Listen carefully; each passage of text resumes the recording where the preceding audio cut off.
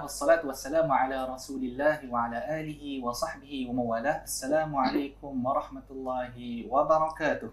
Bersama saya Ustaz Muhammad Arif bin Musa dalam rancangan Asbabun Nuzul, anjuran Strakom dengan kerjasama Pusat Islam dengan tema Erat Silaturrahim #Insan Terbaik. Apa khabar tuan-tuan dan puan-puan di luar sana? Bagaimana kita di bulan Ramadan? Alhamdulillah kita sudah capai ke pertengahan Ramadan. Adakah semangat kita masih lagi sama seperti mana di awal Ramadan ataupun sudah kurang sedikit? Kalau kita biasa lihat di masjid-masjid, biasa sampai di pertengahan Ramadan maka akan berkuranglah jemaah. Jadi tuan-tuan bagaimana pula? Bagaimana pula tuan-tuan dengan Al-Quran? Adakah tuan-tuan sudah sampai ke pertengahan Al-Quran ataupun masih tersekat lagi di dalam surah Al-Fatihah? Jadi itu benda yang kita boleh nilai di dalam bulan Ramadan. Kita masih lagi ada panjang masa kita, insya-Allah tuan-tuan masih ada masa lagi untuk memperbaiki amalan. Jadi antara amalan yang tuan-tuan boleh lakukan di bulan Ramadan adalah kita mentadabbur Al-Quran. Dan dengan itu, kami di USIM membawa satu rancangan iaitu Asbabun Nuzul. Di mana di dalam rancangan ini, insya-Allah kita akan cuba mengupas asbab nuzul di dalam satu-satu surah agar kita tadabbur dan kita mengambil manfaat dan pengajarannya. Insya-Allah Ta'ala. Dalam sesi kali ini, Alhamdulillah, semestinya saya tidak berseorangan. Saya ditemani oleh dua individu yang sangat dihormati. Yang pertama, saya kenalkan di sebelah kanan saya, Al-Fadil Ustaz Muhammad Amirul Rizwan. Assalamualaikum Ustaz. Waalaikumsalam warahmatullahi wabarakatuh. Alhamdulillah, sihat. Bagaimana Ustaz kita sampai sekarang dah sampai di pertengahan bulan Ramadan? Alhamdulillah. Bagi saya sangat terujalah dengan bila sampai di pertengahan Ramadan.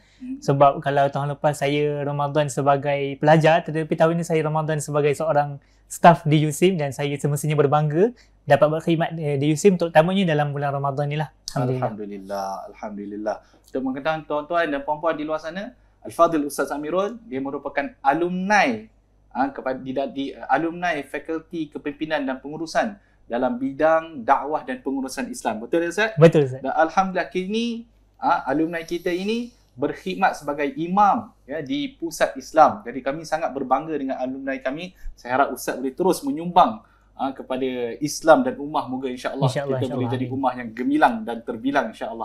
Kami sangat berbangga dengan alumni kami, dan untuk alumni di luar sana, teruskan berusaha dan berjuang untuk memperjuangkan Islam agar kita semua boleh menjadi ummah yang gemilang dan terbilang. Untuk panel yang kedua, yang kali ni panel ni agak istimewa, sangat-sangat istimewa. Satu panel yang saya sangat-sangat hormat, tidak lain dan tidak bukan adalah tuan guru saya sendiri, Al-Fadil Prof. Dr. Adnan Yusof. Apa khabar Prof? Alhamdulillah. Terima kasih. Alhamdulillah. Allahu Akbar. Takut dengar apa ni Dr. Arif punya mukadimah tu. Allahu Akbar Prof. Sebenarnya yang sekarang yang takutnya saya sebenarnya. Rasa tak layak dapat duduk dekat sebelah Prof ni. Alhamdulillah. Untuk pengetahuan tuan-tuan pula, Prof adalah merupakan Timbalan Naib Chancellor Hal Ehwal Pelajar dan Alumni USIM. Hal Ehwal Pelajar dan Alumni USIM. Jadi bukan calang-calang orangnya. Tambahan kali ni kita bawa seorang, dia bukan sahaja merupakan TNC di USIM, bahkan beliau merupakan pakar di dalam tafsir Al-Quran. Dan alhamdulillah beliau juga merupakan supervisor kepada saya. Maksudnya beliau adalah cikgu kepada diri saya sendiri. Alhamdulillah, saya sangat bersyukur dapat tuan guru seperti Prof. Dr. Adnan. Jadi insya-Allah dalam episod kali ini kita akan membincangkan tentang surah An-Nisa. Surah An-Nisa, ya Prof, betul ya Prof? Ya, jadi surah An-Nisa, dan kita cuba untuk fokus pada tema kita iaitu untuk mengeratkan silaturahim, lebih-lebih lagi di bulan Ramadan insya-Allah taala. Kita berehat sebentar, jangan ke mana-mana.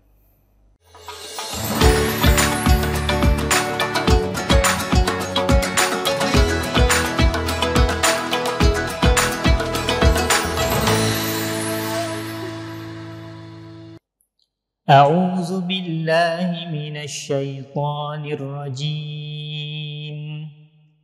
Bismillahirrahmanirrahim. Ya ayyuhan nasu ittaqu rabbakumul ladzi khalaqakum min nafsin wahidah وخلق منها زوجها وبث منهما رجالا كثيرا ونساء واتقوا الله الذي تساءلون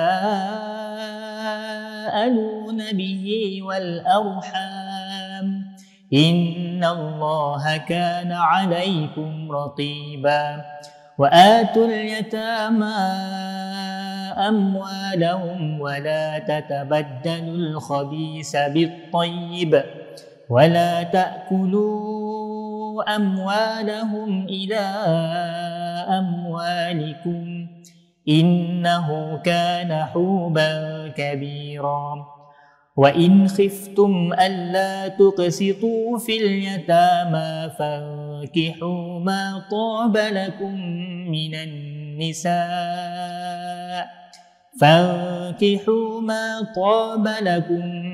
النساء مثنى وثلاث ورباع فإن خفتم ألا تعدلوا فواحدة أو ما ملكت أيمانكم ذلك أدنى ألا تعولوا صدق الله العظيم.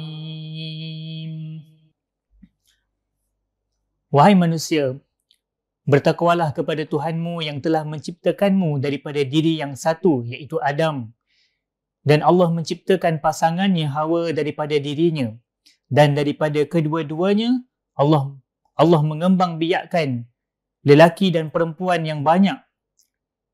Bertakwalah kepada Allah dengan namanya, kamu saling meminta. Dan peliharalah hubungan kekeluargaan.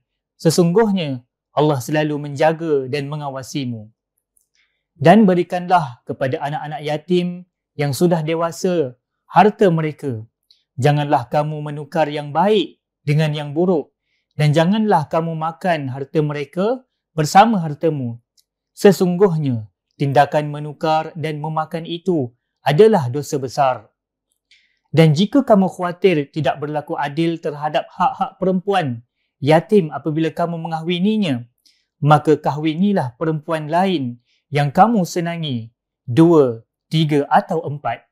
Tetapi jika kamu khawatir tidak berlaku adil, maka nikahilah seorang sahaja atau hamba sahaya perempuan yang kamu miliki. Yang demikian itu lebih dekat agar kamu tidak berbuat zalim. Alhamdulillah. Terima kasih Ustaz. Bacaan yang baik, Sama-sama, bacaan yang betul. merdu.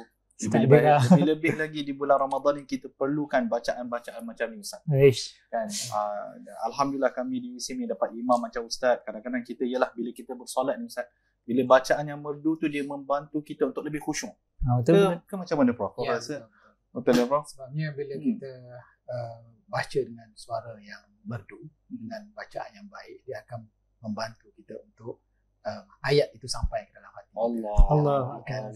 Peluang yang apa ni untuk kita bertadabbur lah, menghayati maksud Sungguh. seperti yang diterjemahkan tadi, insyaAllah. Allah. Mudah-mudahan Menarik. selepas ni kita akan menghayati lagi lah. InsyaAllah Prof. InsyaAllah. InsyaAllah. Kan? Kalau Terima kita kasih lihat banyak, tadi, Allahu Akbar. Dapat pujian daripada Prof tu, semangat sikit rasa tak? Allah ada ni banyak sunnah belajar. InsyaAllah. Allah. Jadi kalau kita lihat tadi terjemahan yang Ustaz baca menarik ya, di mana Allah Subhanahu Wa Taala disebutkan bertakwalah kamu kepada Allah Ya betul. dan juga peliharalah silaturahim. Jadi selepas takwa ada arahan pelihara silaturahim terus ya. Ya betul. Kemudian diceritakan tentang anak yatim pula. Kemudian diceritakan tentang ayat yang agak panas sikit. Cuba pegang. Tak panas kat sini. Tak panas. Ini tak panas. Tapi ada orang yang panas. Betul. Itu ayat tentang apa? Ayat tentang poligami. InsyaAllah. Dan insyaAllah kita akan cuba untuk mengupas ayat-ayat ini dan kita akan lihat bagaimana kita boleh berpandukan kepada ayat-ayat ini dalam kita mengeratkan silaturahim sesama kita. InsyaAllah akan dijelaskan dengan lebih lanjut oleh Al-Fadhil Prof. Jangan ke mana-mana, teruskan menonton kami di USIM TV.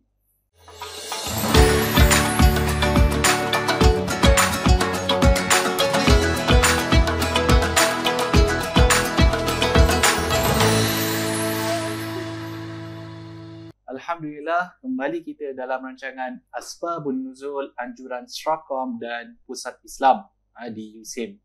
Jadi insya-Allah pada sesi kali ini ataupun pada waktu ini insya-Allah kita akan cuba untuk mengupas ayat-ayat yang baru dibacakan oleh Al-Fadhil Ustaz, dan kita akan cuba melihat bagaimana kita nak berpandukan kepada ayat-ayat yang dibacakan tadi dalam kita mengeratkan silaturahim lebih-lebih lagi di bulan Ramadan. Lebih-lebih lagi di bulan Ramadan ini. Sebab bulan Ramadan satu bulan yang mulia. Janganlah kita perlu tunggu sampai ke raya baru kita nak menyambut silaturahim. Bahkan amalan-amalan yang baik ini, amalan-amalan yang dianjurkan di dalam Islam ini perlulah dilaksanakan pada bulan yang mulia ini. Jadi pertama sekali ya Prof, kita nak melihat pada ayat yang dibacakan tadi, 3 ayat yang dibacakan, kalau Prof boleh jelaskan terlebih dahulu, sebab kita faham di dalam kita nak memahami ayat Al-Quran, kadang-kadang kita perlu faham konteks di mana ayat itu diturunkan. Kalau boleh Prof jelaskan apakah konteks yang sedang berlaku pada saat ayat ini diturunkan, dan bagaimana ayat ini merujuk kepada konteks yang berlaku pada ketika itu. Silakan Prof. Baik, terima kasih kepada Dr. Arif dan Ustaz Amirul atas bacaan dan atas pengenalan yang telah diberikan itu tadi. Jadi alhamdulillah saya juga nak ambil sedikit peluang lah untuk mengucapkan terima kasih kepada pihak penganjur kita, Strakom dan SDAT dan Pusat Islam dan sebagainya. Dan kita sepatutnya bersyukurlah kerana di bulan yang mulia ini kita dapat peluang seperti ini untuk kita sambil-sambil kita bekerja, sambil-sambil kita berehat menunggu waktu untuk kita berbuka ini, kita bertadabur dengan ayat yang kita pilih. Dan saya kira seperti yang disebutkan oleh Dr. Arif tadi, tema yang kita pilih pada kali ini, silaturahim itu merupakan satu pilihan yang tepat lah. Kalau sebelum ini kita biasanya macam Dr. Arif sebut tadi, untuk mengeratkan silaturahim tu kita tunggu habis 30 hari, bila hari raya barulah kita nak bermaaf-maafan, kita nak bersalam-salaman. Sedangkan masa tu ganjaran pahala yang berganda yang dijanjikan oleh Allah SWT di bulan Ramadan tu dah berakhir dah. Jadi sepatutnya silaturahim itu kita pupuk dan kita kejar fadilat, membina ataupun menjalinkan, mengeratkan silaturahim itu di bulan puasa ini, di bulan Ramadan ini, di mana dengan cara itu kita dapat menggandakan lagi ganjaran amalan yang kita lakukan. Dan di samping itu sebenarnya kita selalu melihat bila Allah Subhanahu Wa Taala atau Rasulullah Sallallahu Alaihi Wasallam menyifatkan sesuatu ganjaran yang kita dapat itu dalam satu-satu ketika kita melakukan amalan tertentu itu, kita hanya lihat kepada aspek ganjaran itu sahaja. Kita jarang nak melihat aspek impak amalan itu. Saya kira itu yang sepatutnya kita lihat, sebabnya kalau ganjaran itu berganda, maknanya impak itu akan lebih berganda. Maknanya kalau kita buat amalan untuk mengeratkan silaturahim itu, insya-Allah kesannya, impaknya dalam usaha kita untuk memulihkan hubungan ataupun mengeratkan lagi kerjasama ataupun kasih sayang antara arham kita itu, insya-Allah akan lebih sempurna lagi lah di bulan Ramadan ini. Jadi balik kita kepada ayat yang dibacakan itu tadi dan ditanyakan latar belakangnya oleh Dr. Arif ketika tadi. Saya suka nak mulakan perbincangan kita ini dengan menyebut senario yang mana ketika masyarakat jahiliah, ketika Islam itu datang. Ayat ini diturunkan di Madinah kan. Ketika ayat ini turun, kita ataupun Rasulullah SAW ketika itu masih lagi berjuang untuk membersihkan nilai-nilai yang dibawa daripada zaman jahiliah itu yang masih lagi kekal dalam masyarakat yang ada ketika itulah.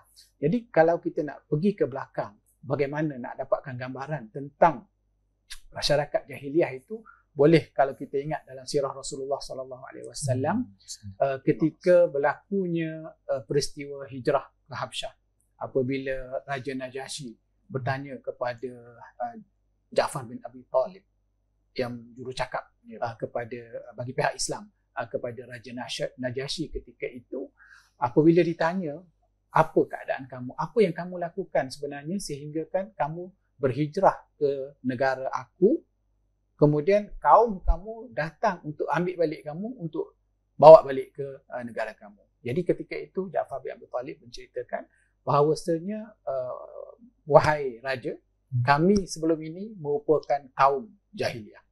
Kunna qauman jahiliyah. Antara amalan yang kami lakukan ketika itu adalah kami mensyirikkan Allah Subhanahu Wa Taala. Kami menyembah berhala. Kami makan bangkai dan kami memutuskan silaturahim. Dan banyak lagi lah perkara-perkara lain. Jadi kita berhenti dekat silaturahim itu saja sebab kita nak kaitkan dengan ayat ini. Maknanya dalam konteks masyarakat jahiliah ketika itu memang perbuatan menganiaya, menzalimi, mengabaikan saudara mara yang dhaif, saudara mara yang hilang tempat bergantung itu, mereka akan diabaikan dan boleh kita katakan kalau mereka yang lemah itu akan ditindas dan akan dianiaya, dizalimi dengan sehabis-habisnya.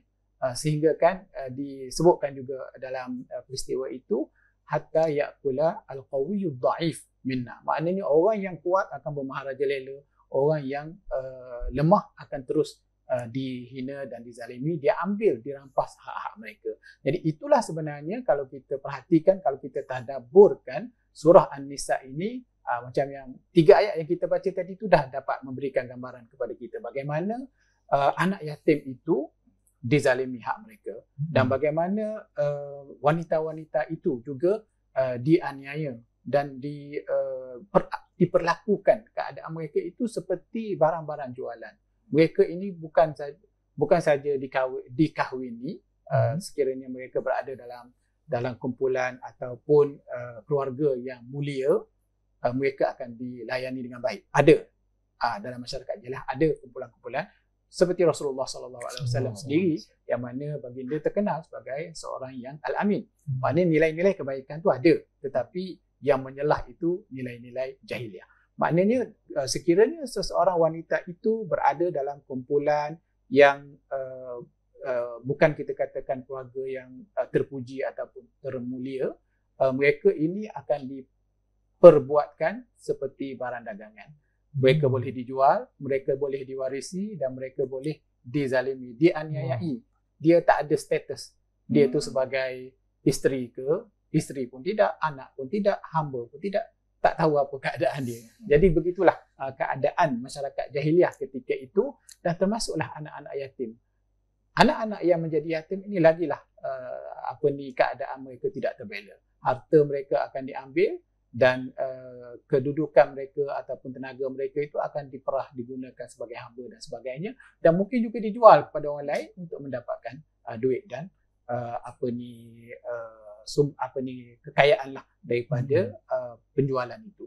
Jadi kesimpulannya boleh kita katakan bahawasanya surah ini turun dalam keadaan masyarakat yang ada di Mekah itu masih lagi bergelumang dengan budaya hidup jahiliah, dan begitu juga dalam konteks Jazirah Al-Arabiyah yang lebih besar lah.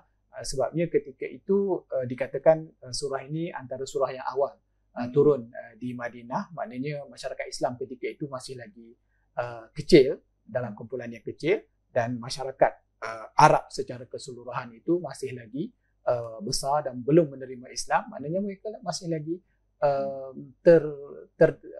terpalit dengan amalan-amalan Jadi agak menarik seperti yang kita sebutkan itu tadi. Prof sebutkan ini antara surah yang terawal. Ya. Maksudnya menjaga silaturahim itu antara pokok-pokok ataupun kita katakan antara amalan yang ditekankan daripada awal. Betul. Dia ditekankan. Ya. Jadi dia bagaimana Prof? Adakah terdapat hikmah yang tersembunyi ke kenapa dia disebutkan awal tu? Betul. Maknanya kalau kita lihat dari segi ini kita balik kepada sejarah ataupun konsep penurunan Al-Quran itu pula lah ya. Maknanya Quran ini seperti kita maklum diturunkan di Mekah dan di Madinah. Ada Quran Makki, ada Quran yang diturunkan di Mekah dan ada Quran Madani. Quran Madani macam yang kita baca ini kebanyakannya memberikan fokus kepada perbahasan yang berkaitan dengan hukum hakam dan berkaitan dengan tasyri'. Tetapi kalau kita kembali kepada surah Makkiyah, kita akan dapati surah-surah Makkiyah ini akan memberikan fokus kepada persoalan-persoalan berkaitan dengan akidah dan persoalan-persoalan berkaitan dengan akhlak.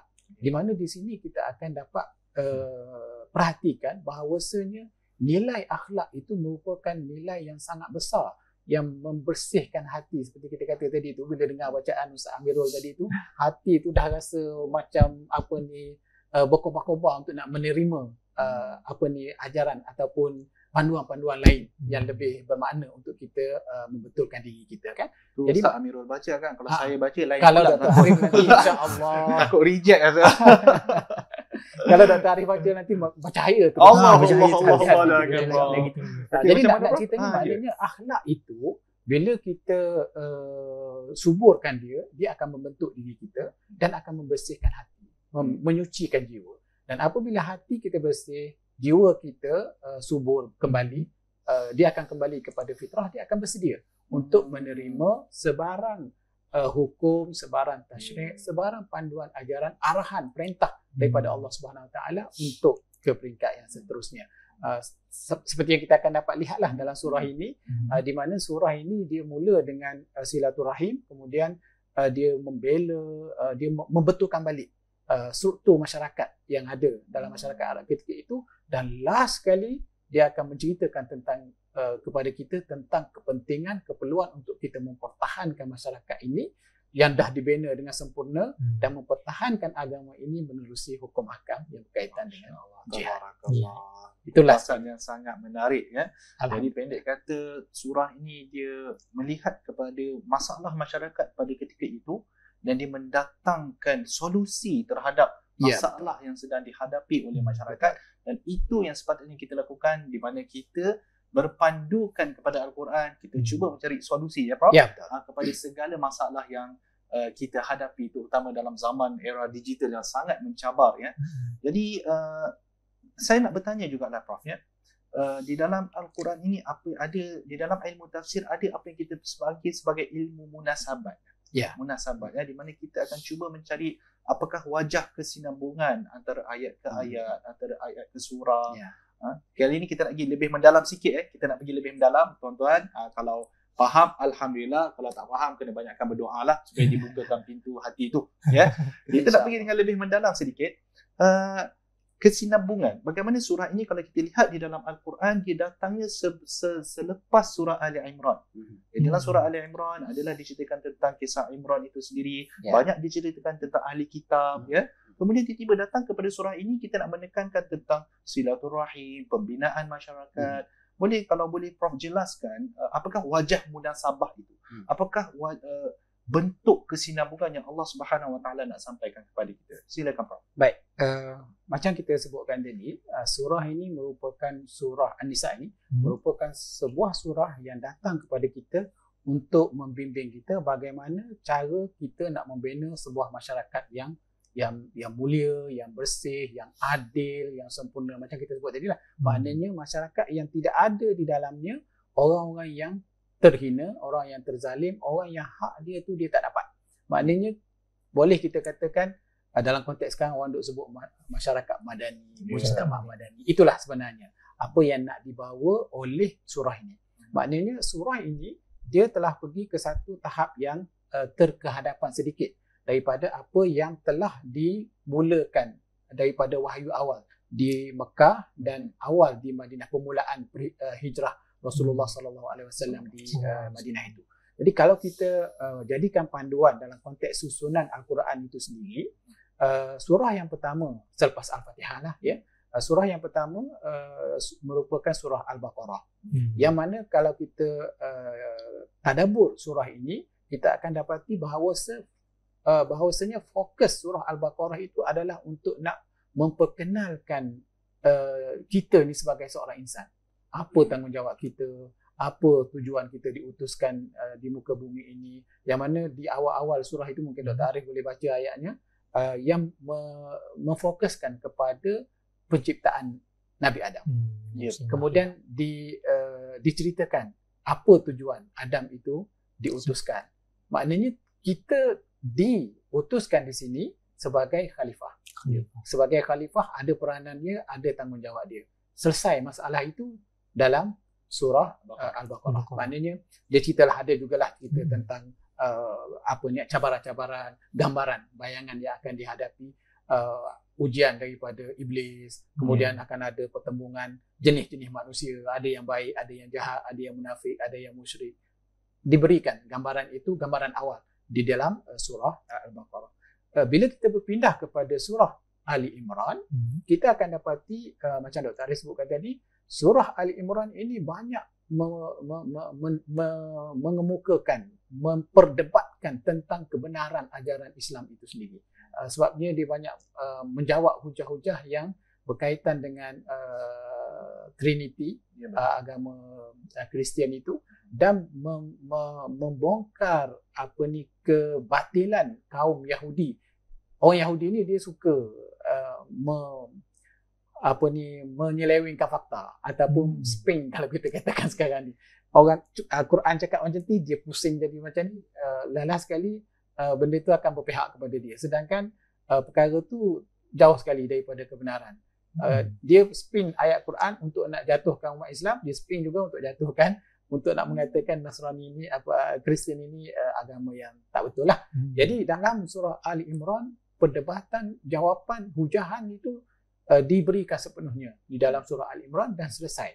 Maknanya sekiranya kita baca, kita kaji surah Al Imran itu, kita akan keluar dengan satu keyakinan bahawasanya tidak ada agama lain, tidak ada panduan lain, ajaran lain, agama lain, manhaj kehidupan lain yang perlu kita ikut, yang sahih, yang benar, yang tepat kecuali Islam. Jadi setelah kita menerima keyakinan itu, maka ketika itulah Allah Subhanahu Wa Taala menurunkan surah An-Nisa ini, yang mana diletakkan kepada kita asas-asas untuk kita membina sebuah masyarakat yang sempurna, masyarakat yang misali, dan seterusnya akan menjadi sebuah negara yang yang akan membina tamadun dan peradaban yang baru bagi umat manusia. Maknanya bila kita nak tengok pula kepada pembinaan sebuah tamadun itu, kita akan dapati bahawa surah An-Nisa ini memberikan penekanan kepada kita bahawasanya untuk membina sebuah masyarakat yang kuat, yang maju, yang adil, kita perlu memastikan bahawasanya setiap orang itu mendapat hak dia, dan kita perlu membina kekuatan dalaman antara kita. Itulah silaturahim yang tu disebutkan sebagai silaturahim. Allah. Ya. Maknanya kalau kita mempunyai sebuah negara yang ramai penduduk dia, yang besar kawasan dia, tetapi penduduknya tidak mempunyai hubungan yang mantap, silaturahim yang kukuh, maka negara itu tidak akan berkembang, negara itu tidak akan maju. Hak-hak yang sepatutnya diterima oleh kumpulan-kumpulan minoriti yang seperti yang kita sebutkan itu tadi, bila tidak dapat diraihkan, maknanya negara itu dia akan, walaupun dia ada kekuatan, ada kemajuan, ada teknologi dan sebagainya, dia tidak akan mampu untuk bertahan lama. Betul ya Prof. Bila Prof cakap macam tu, memang bila kita mengeratkan silaturahim sesama kita, maka kita akan menjaga kebajikan di dalam keluarga kita itu sendiri. Jadi bila terjaganya kebajikan, maka dalam kelompok yang kecil, maka terjagalah kebajikan dalam kelompok yang lebih besar. Kan? Jadi silaturahim itu seolah-olah ia adalah langkah pertama untuk ke arah pembinaan masyarakat yang lebih harmoni lah ya Prof. Dan lebih berpadu. Lebih berpadu. Ya, lebih kuat insya-Allah. Menarik silaturahim dengan jaga. Kita kadang-kadang duk fikir silaturahim ni, kita tak fikir ya Ustaz. Maaf, saya tak terfikirlah Ustaz, masya-Allah tabarakallah. Tapi saya tak terfikirlah di mana silaturahim itu sebenarnya kita sedang menuju ke arah pembinaan satu masyarakat yang harmoni, satu masyarakat yang utuh. Jadi kerana itu mungkin diletakkan ini di antara ayat yang pertama ya di dalam surah An-Nisa. Subhanallah, masya-Allah. Satu kupasan yang sangat menarik daripada Prof kita ya. Saya yang duduk sebelah sini rasa orang panggil apa, terkesima ya Ustaz. Terkesima ya. Saya yakin penonton di luar sana pun sangat-sangat teruja dengan apa yang telah disebutkan oleh Prof. Jadi Prof, kita boleh nampaklah kepentingan silaturahim ini ya di dalam konteks yang Prof sebutkan tadi, tema penurunan surah apa semua ya Prof. Cuma saya nak menarik ialah Prof kepada isu-isu di dalam masyarakat lah kan Prof. Kita nak berpandukan kepada ayat ni lah Prof ya. Banyak isu yang kita lihat, masalah-masalah masyarakat. Kan saya teringat baru-baru ni ada keluar di berita ya, seorang anak yang baling remote TV pada ayah dia sampai terpotong dahi ayah dia. Akhirnya anak itu dibawa ke, kira ayah dia buat report polis lah. Jadi semestinya silaturahim yang paling rapat adalah seseorang dengan ayahnya.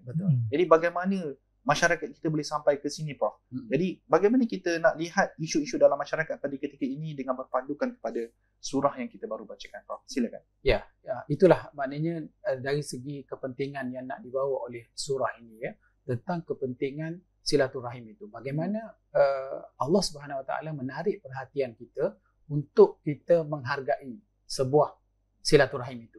Di mana Allah Subhanahu Wa Taala menarik perhatian kita bahawasanya kita ini asal usul kita tu dilahirkan, wujudnya kita, munculnya kita itu daripada mana? Maknanya kita ni lahir dengan adanya mak, adanya ayah kita kan. Lebih jauh lagi daripada itu, yang kita baca tadi, wattaqullah alladzi sebelum tu, ya ayyuhalladzina amanu ya ayyuhan nasu taqu rabbakum alladzi khalaqakum min nafsin wahidah. Maknanya yang menjadikan kita ni daripada nafsin wahidah, daripada diri seorang yang satu itu keluarnya kita ini, datangnya kita ini. Jadi kita kena menelusuri daripada mana asal usul kita ini, sehingga kita kena menghargai bagaimana periknya, bagaimana tingginya perjuangan mak ayah kita itu untuk membesarkan kita. Maknanya bila kita memahami perkara itu, kita akan tahu, kita akan menghargai apa itu silaturahim. Silaturahim ni dia bukan satu perkara yang datang daripada lafaz di bibir sahaja. Maknanya kita nak kata kita eratkan silaturahim, kita bersalam, selesai begitu. Dia kena datang daripada kefahaman, kena datang daripada penghayatan, kena datang daripada hati yang bersih tadilah. Maknanya kalau seorang anak itu dia tidak menghargai kedudukan ataupun tidak menghormati kedudukan ayah dia sebagai seorang yang bertanggungjawab telah melahirkan dia, memberikan kasih sayang kepada dia, memberikan pendidikan kepada dia sehingga dia besar, dia kuat, dia boleh baling remote itu kepada bapa dia sendiri. Sepatutnya sekiranya dia ada perasaan itu, dia tak akan lakukan perkara itu, kerana perjuangan untuk membesarkan dia sehingga dia sampai ke tahap itu bukanlah satu perkara yang kecil. Untuk nak melahirkan itu saja, mak dia, kalau hadis yang kita baca kan, untuk nak satu kali dia teran nak mengeluarkan seorang anak itu, kalau nak dibandingkan dengan penderitaan ataupun apa yang kita nak balas dia itu dengan apa yang ada di dunia ini pun kita tak akan mampu. Betul. Betapa periknya seorang ibu nak melahirkan seorang anak. Dan begitu jugalah seorang bapa nak membesarkan, untuk nak memberikan segala keperluan yang diperlukan oleh anak itu kan. Maknanya perkara itu perlu ditarik perhatian. Ya ayyuhan nasu taqu rabbakum alladzi khalaqakum min nafsin wahidah. Daripada diri yang satu itu. Macam mana seorang itu boleh bertungkus lumus bekerja sampai melahirkan zuriat yang ramai. Maknanya bukan satu perkara yang mudah. Itu satu pengorbanan yang sangat besar yang perlu dihargai oleh anak-anak. Dan kalau kita lihat dalam konteks yang lebih luas ya Prof, dengan adik-beradik. Ya. Jadi adakah ayat ini di-cover adik-beradik dan juga sepupu? Ya, maksudnya dari segi silaturahim dalam konteks pemahaman ulama lah kan, ada perbezaan pandangan lah. Tapi bagi saya silaturahim itu dia merangkumi semua ahli keluarga dalam konteks yang besar. Sebab kalau kita tengok ini pun ayat ini pun dia bina silaturahim itu ke arah untuk membentuk satu masyarakat. Maknanya silaturahim itu dia bukan terhad kepada keluarga yang kecil. Ya. Tapi dalam konteks besar. Sebab tu dia kata nafsin wahidah. Kan? Kalau hanya ada ulama yang mengatakan silaturahim itu hanya terhad kepada maharim, yang maknanya dalam keluarga kita yang kecil yang tak boleh berkahwin. Itu sahaja kan. Ada yang kata yang mewarisi. Itu lagi kecil. Kan? Maknanya ada anak dalam keluarga kita yang arham sendiri pun kadang-kadang bila tengok kes-kes pembahagian tu dia tak dapat harta tu kan. Tapi dia dalam keluarga yang kecil, maharim. Tapi kalau pandangan yang lebih besar tadi, maharim itu disifatkan sebagai silaturahim. Tapi bagi saya lebih besar lah. Kadang-kadang orang kan, yalah, kadang-kadang orang lelaki lah kita nak cerita. Kalau saya salah cakap takut terkena pula pada kita sebab kita orang lelaki. Kadang-kadang orang lelaki ni dia kata nak keluar minum dengan kawan malam-malam. Isteri dia tanya nak buat apa bang keluar malam lewat ni. Dia kata saya nak sambung silaturahim. Soalan dia kat sini Prof, betul ke Prof benda tu?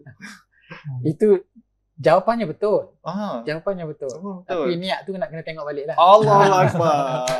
Jadi lelaki-lelaki kat luar sana Cek jawapan lain je lah. Cek jawapan lain. Okey Prof, jadi memandangkan alhamdulillah kita di bulan Ramadan, saya rasa kita betul ambil peluang yang kita sebutkan tadi ya Prof. Kita sebutkan kita perlu mengambil peluang untuk menyambung silaturahim lebih-lebih lagi di dalam bulan yang mulia.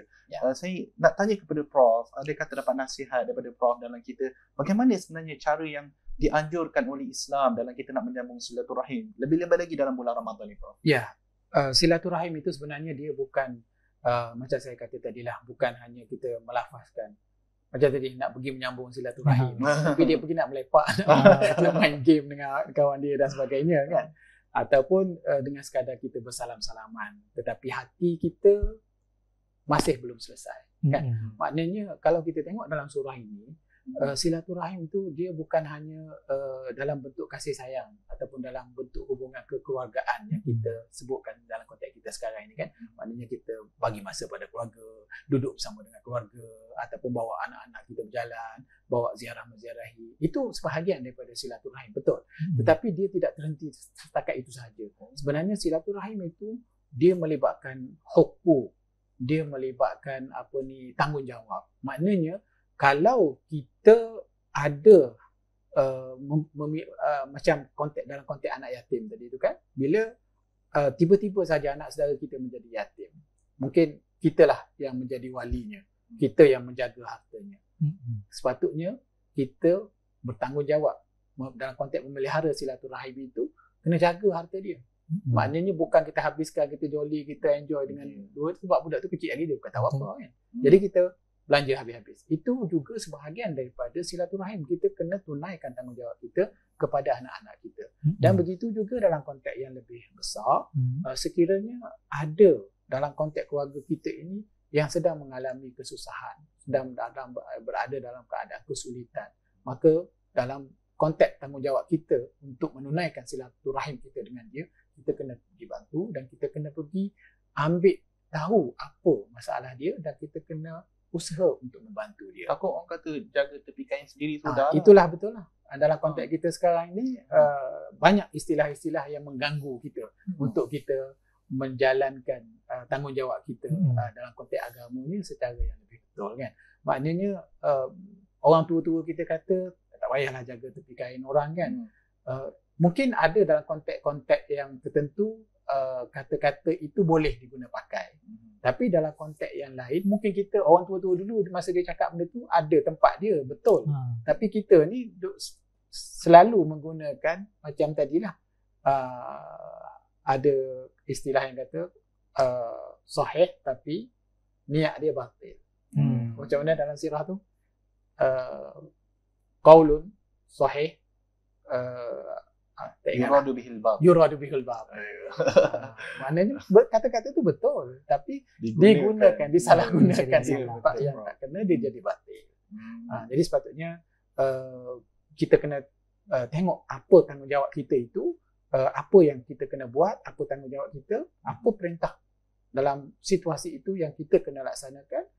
Kita laksanakan, tak boleh dah nak ambil kata-kata ataupun andaian-andaian dari pihak lain itu. Maknanya sekiranya kita dah sedar, dah tahu tanggungjawab kita ini, kita kena tolong orang itu, kita kena pergi ambil maklum apa yang berlaku pada dia, kita kena buat. Sebabnya hadis sendiri pun ada menyebutkan dilaknat oleh Allah siapa yang dia tidur dalam keadaan kenyang tapi jiran dia kelaparan. Maknanya kita tahu tak jiran kita lapar? Kita tahu. Soalan yang menarik tu. Sekarang ni kan. Nama jiran pun tak tahu Prof. Itulah dia. Kita panggil dia kau je. Kau aku. Nama pula tak ingat. Sebab nak tanya nanti jaga tepi kain orang. So maknanya dalam konteks itu kita pun dah nampak kan, apa yang disebutkan tadi itu tak betul dengan ajaran agama kita lah kan. Maknanya dalam konteks itu kita kena pergilah. Maknanya jaga tepi kain orang pun jagalah. Sebab kita, agama kita memerintahkan kita supaya kita berkenalan dengan dia, kita ambil tahu tentang dia. Sebabnya kalau dia dalam keadaan begitu, kita beramal macam mana sekalipun, amalan kita tak diterima. Sebab dah kena laknat dah. Sangat bahayalah kalau kita memanipulasi istilah-istilah ataupun pepatah-pepatah yang pada zahirnya betul, tetapi digunakan di tempat-tempat yang tak. Bagaimana Prof kalau di bulan Ramadan kadang-kadang orang suka buat berbuka, jamuan berbuka, kalau panggil adik-beradik semua kan, itu mungkin boleh dibuat kan Prof, kita untuk mengambil peluang. Betul. Itu yang saya katakan tadi di awal tadi. Maknanya kalau kita ambil peluang Ramadan ini untuk kita mengeratkan silaturahim, maknanya banyak perkara, banyak impak yang kita akan dapat. Maknanya antaranya dengan berbuka puasa. Berbuka puasa bila kita duduk bersama dalam satu kumpulan dan satu keluarga kan, maknanya kasih sayang itu dah dengan sendirinya akan menjadi makin subur, makin segar kan. Dan dalam masa yang sama kita dapat pahala memberikan orang berbuka puasa. Menarik kan? Kita ambil peluang. Maknanya peluang itu berganda-ganda kebaikan yang kita dapat. Itulah kelebihan kita melakukan kebaikan ini di bulan. Maknanya bukan sahaja kita berikan orang, bukan sebarang orang, tetapi silaturahim kita sendiri. Silaturahim pula, rahim kita sendiri. Arham kita sendirilah kan. Jadi dia agaknya ada pahala berganda lah insya-Allah kan, untuk sebab kita memilih orang yang dan dalam Al-Quran pun ada katakan Al-Aqrab, macam mana Dr. Arif dia hafiz, Allahu Akbar, aula bi ba'duhum bi ba'din, wa ulul arhami ba'duhum aula bi ba'din fi kitabillah. Allahu Akbar. Jadi maknanya kalau kita berikan keutamaan kepada ulul arham kita dapat pahala yang lebih. Jadi kalau kita contohlah, kita kan di bulan Ramadan kita suka mencari orang-orang yang susah untuk dibantu. Betul. Jadi pandangan Prof, adakah kita patut cari ahli keluarga kita terlebih dahulu? Ya, andainya kalau dalam pandangan ulama pun ada mengatakan sekiranya kita ada orang yang susah dan kita ada arham kita yang susah. Susah, tapi yang ni susah dia arham kita. Yang ni lebih aula. Tapi kalau susah yang arham ini senang, mungkin kita dahulukanlah orang yang susah kan. Tengok keadaan kesusahan dia macam mana. Allahu Akbar. Terima kasih Prof, satu kupasan yang menarik daripada ayat, hanya daripada satu ayat je. Kita tak sempat nak pergi ayat kedua, kita tak sempat nak mengupas lebih ayat yang ketiga. Saya yakin ada penonton di luar sana yang tertunggu-tunggu sebenarnya untuk Prof mengupas ayat yang ketiga tadi, ayat yang kita rasa panas sikit tadi kan. Kita pun terfikir-fikir juga macam mana arahan poligami tadi, bukan arahan kita nak kata macam ni, saranan. Bagaimana saranan poligami tu dalam erti kata, dalam konteks silaturahim tu macam mana dia patut berlaku, dan bagaimana poligami boleh membantu di dalam pembinaan masyarakat madani. Betul ya Prof? Ya, betul. Itu sepatutnya soalan yang saya yakin ramai di luar sana yang tunggu saya nak tanya Prof. Tapi memandangkan masa dah terhad tuan-tuan. Jadi insya-Allah mungkin di episod yang lain kita boleh panggil kembali Prof. Bersedia Prof insya-Allah untuk mengupas ayat yang ketiga tu. Insya-Allah Prof akan datang untuk mengupas, mengajarkan kepada kita bagaimana poligami boleh membantu dalam erat silaturahim dan bagaimana ia boleh membantu dalam masyarakat madani. Tetapi alhamdulillah pada kali ini kita banyak yang sudah kita belajar bagaimana untuk kita nak mengeratkan silaturahim di dalam bulan Ramadan. Tuan-tuan jangan lupa perbanyakkan bacaan Al-Quran di bulan Ramadan, sebagaimana para ulama salaf yang terdahulu para ulama salaf dahulu dulu Prof saya dengar, saya ada baca-baca dalam kitab ulama terdahulu dia baca khatam Quran sehari. Jadi itu antara akhlak yang patut kita ikutlah. Moga-moga kita dapat ganjaran yang Allah Subhanahu Taala sediakan lebih-lebih lagi di bulan Ramadan. Jadi di sini juga saya ingin mengucapkan terima kasih berbanyak-banyak kepada Strakom dan juga Pusat Islam atas satu inisiatif yang sangat-sangat baik, di mana kita boleh mengupas, mentadabbur ayat-ayat Al-Quran, memberikan kepada kami platform untuk menyebarkan kalam Allah kepada tuan-tuan dan puan-puan di luar sana. Dan terima kasih juga kepada SDEC kerana memberikan kami ruang, iaitu studio apa tadi Ustaz? Digital Creative Studio. Studio Digital Creative. Masya-Allah, tabarakallah, satu studio yang sangat sesuai lah. Moga studio inilah kita panggil mungkin manba'il ilm. Boleh dia menjadi studio ini menjadi tempat di mana sumber ilmu itu akan dikembang dan disebarkan kepada masyarakat. Jadi terima kasih sekali lagi saya ucapkan kepada pertama sekali tuan guru saya, Fadil Prof. Terima kasih kupasan yang sangat menarik. InsyaAllah kita jemput lagi nanti insyaAllah. Ya boleh ya Prof. Dan juga tidak dilupakan kepada Al-Fadil Qari kita, Ustaz Amirul Ustaz Amirul. Tadi arahan tadi suruh kahwin saranan kahwin 2, 3 dan 4. Ustaz Amirul ni dah ada berapa dah Ustaz? Saya tak ada ni. Allahu Akbar. Allahu Akbar. Macam ni dia jadi Saya mampu mendengar sahaja orang tanya. Allahu Akbar. Kalau macam ni dia jadi tanggungjawab TNC HEPA ke macam mana, Prof? Boleh datang jawab. Boleh. Nanti kita bincang lain. Jadi insyaAllah kita jumpa lagi dalam episod yang lain, siri yang lain. Jadi kita akhiri majlis kita ini insyaAllah dengan tasbih kafarah. Subhanakallahumma wa bihamdika asyhadu an la ilaha illa anta astaghfiruka wa atubu ilaik. Wassalamualaikum warahmatullahi wabarakatuh.